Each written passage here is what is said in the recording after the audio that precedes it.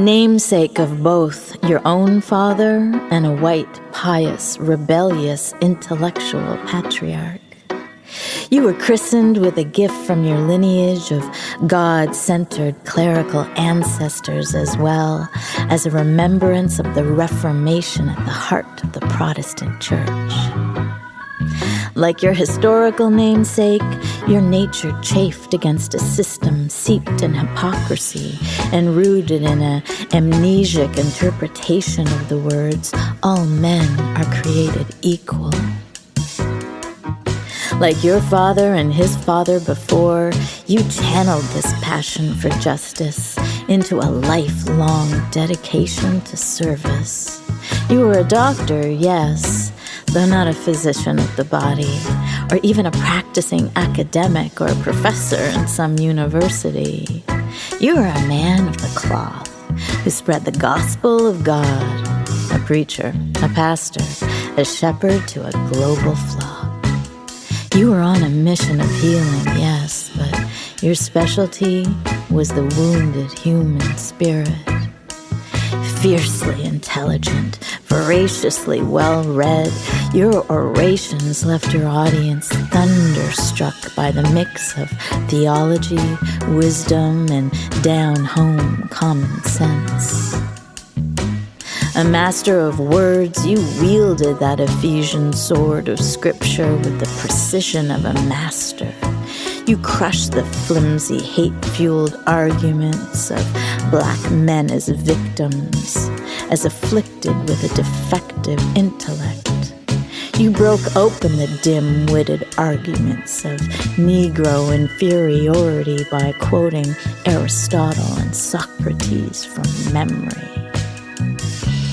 Brilliant scholar, your apologetic arguments were a double-edged weapon, slaying racism and atheism with one deftly directed blow of ecclesiastical acumen. Prolific author, you penned mighty, magnificent discourses as an antidote to hatred, published essay after essay as written testament to your fearless social justice crusade.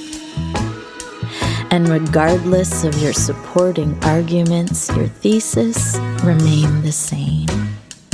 Love is the only method effective in healing the sick populace.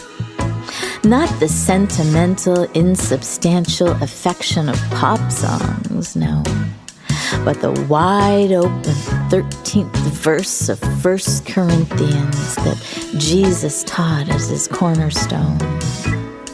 That passionate agape compassion became your root, your rock, your foundation, the subtext in every word you spoke.